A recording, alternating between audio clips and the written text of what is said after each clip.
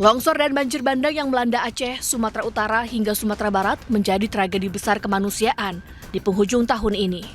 Ratusan nyawa menjadi korban, triliunan rupiah melayang, seluruhnya hilang tersapu bencana. Bencana ini juga membuka tabir dugaan maraknya pembalakan ilegal di sejumlah titik di Sumatera. Sedikitnya ada 31 perusahaan yang dianggap merusak hutan di daerah aliran sungai hingga menyebabkan banjir bandang. Pemerintah memastikan akan menindak tegas semua pihak yang bertanggung jawab. Selain proses pidana, kepada subjek hukum yang dinilai bertanggung jawab, tidak saja perorangan, korporasi pun akan dikenai pertanggungjawaban pidana. Sementara itu, Menteri Kehutanan Raja Juli Antoni akan membentuk Kakanwil Kehutanan di setiap provinsi untuk pantau aktivitas penebangan hutan. Kami kemarin menyarankan dan Pak Presiden langsung setuju. Kami akan membuat Kakanwil Kehutanan di setiap provinsi. Dengan ada Kakanwil ini, kemudian nanti ada kabit-kabit yang kemudian merefleksikan tugas-tugas dirjen, yang kemudian nanti akan dieksekusi di UPT-UPT terkait di tempat masing-masing. Kepala daerah pun diharapkan untuk lebih ketat mengawasi wilayahnya, terutama saat memberikan izin guna lahan. Harapannya praktek pembalakan liar bisa dihentikan sepenuhnya. Tim Liputan iNews melaporkan. Presiden Prabowo Subianto bersama sejumlah Menteri Kabinet menggelar ratas di Istana Negara Jakarta pada Senin sore. Presiden Prabowo Subianto memanggil sejumlah Menteri Kabinet Merah Putih ke Istana Negara Jakarta. Pertemuan digelar setelah Presiden Prabowo Subianto melakukan tinjauan ke lokasi terdampak bencana. Menteri Keuangan Purbaya Yudi Sadewa, Menteri ESDM Bahlil Lahadalia, Menteri Pertanian Amran Sulaiman, Sekretaris Kabinet Teddy Indrawijaya, Kapolri hingga Panglima TNI hadir dalam rapat ini. Dalam sidang, Presiden membahas pemulihan pasca bencana di Sumatera.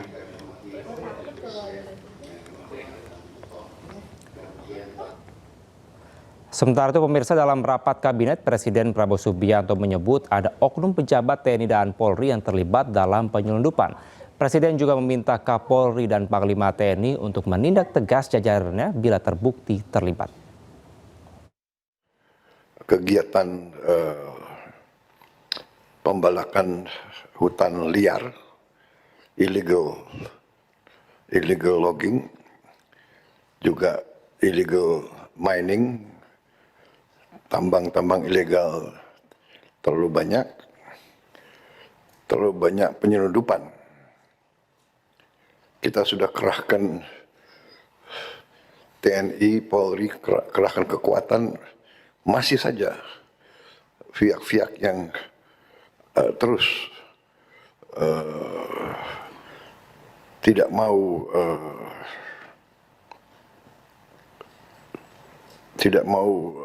menghormati hukum di Indonesia. Saya juga dapat laporan dari penegak hukum, dari TNI sendiri melaporkan ada pejabat-pejabat, ada petugas-petugas TNI yang terlibat. Dapat laporan juga petugas-petugas Polri terlibat. Dan beberapa instansi, ini benar-benar saya berharap Panglima TNI dan Kapolri benar-benar menindak aparat-aparatnya yang melindungi kegiatan penyelundupan ini. Dan juga kegiatan-kegiatan ilegal, pelanggaran hukum, ini harus kita hadapi dengan serius, ya. Pemirsa, Menq RI Purbaya membantah kirim garmen sitaan untuk korban banjir di Sumatera. Purbaya tegaskan akan menjaga pengelolaan barang ilegal sesuai dengan aturan yang ada.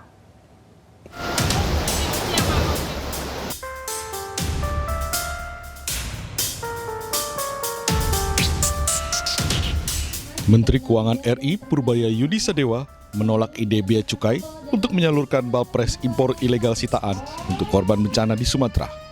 Ditemui kemarin Jumat di Tanjung Priuk, Jakarta, Purbaya menegaskan lebih memilih mengirim barang baru yang dibeli dari produk lokal untuk disumbangkan kepada korban bencana. Purbaya juga menjelaskan bahwa tidak ada kebijakan yang memperbolehkan barang sitaan untuk disumbangkan ke korban bencana, termasuk dari Presiden Prabowo. Bang, apa belum dikirim? Belum. Kalau saya sudah sumbang, saya beli barang baru, saya kan terus di dalam negeri. Biar aja, itu kan ilegal. Paling nggak secara formal nggak ada menjaga jarak aman. Kecuali berubah dan jaga peraturan seperti apa. Jangan sampai nanti gara-gara itu banyak lagi balpres masuk dengan alasan kan bagus buat bencana. Diketahui sebelumnya, usulan kirim balpres impor ilegal sitaan untuk korban bencana muncul dari Direktorat Jenderal Bea Cukai Kementerian Keuangan. Sementara pemirsa, Menteri Pertahanan Syafri Syamsuddin berbicara adanya musuh dalam selimut dalam negara. Pernyataan ini disampaikan Menhan saat mengisi kuliah umum di Universitas Hasanuddin Makassar, Sulawesi Selatan. Serang itu ilegal. Kalian itu adalah negarawan. Hanya belum saatnya duduk di kursi negarawan. Tapi semangatmu harus kau pelihara. Ya. Jadi kita menghadapi musuh dalam selimut yang tidak menginginkan negara kita bangkit ekonominya. Itu under invoicing selama 20 tahun. Ini sebagai informasi bapak-bapak dan ibu-ibu sekalian. Kurang lebih 800 miliar US dollar kerugian negara.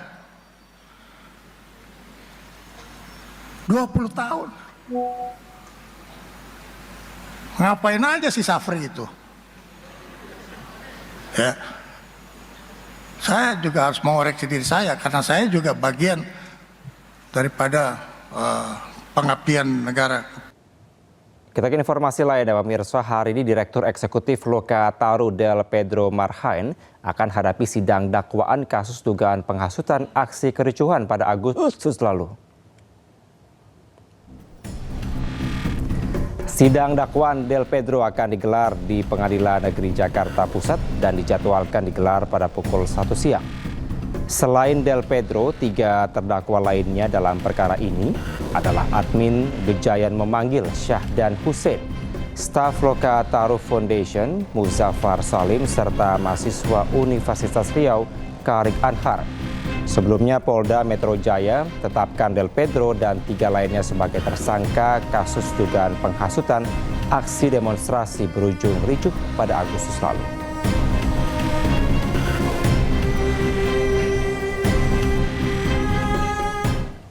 Sementara itu, Komisi Reformasi Polri mendorong penangguhan hukuman bagi aktivis yang ditangkap pada aksi akhir Agustus lalu.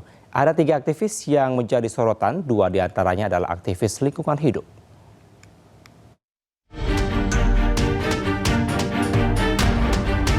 Komisi Reformasi Polri terus bergerak untuk memperbaiki penegakan hukum di Indonesia. Audiensi pun terus dilakukan untuk mendengar masukan masyarakat. Hasilnya, komisi meminta penangguhan penahanan untuk 3 aktivis yang ditangkap terkait aksi unjuk rasa pada Agustus lalu. Dari 1038 yang ditangkap karena atau ditahan karena kerusuhan Agustus, itu kami tadi memberi perhatian kepada 3 orang yang mungkin perlu diperhatikan untuk segera dilepas. Pertama, orang bernama Laras Faizati. Dia bekerja di kantor Majelis Antarparlemen ASEAN. Permintaan ini sekaligus sebagai bentuk harapan akan reformasi di tubuh Polri menjadi lebih humanis. Bagaimana mengubah blueprint dan juga watak institusi yang tentu saja masih ada warisan masa lalu dan cenderung militeristik. Ini harus menjadi polisi yang betul-betul humanis dan menjiwai masyarakat sipil. Komisi Reformasi Polri sendiri berisi 10 orang dari berbagai latar belakang. Mereka dilantik pada Jumat 8 November di Istana Kepresidenan. Tujuannya untuk memperbaiki kinerja Polri dan meningkatkan kepercayaan masyarakat terhadap Polri. Dari Jakarta, Helmi Sajangbati, iNews melaporkan.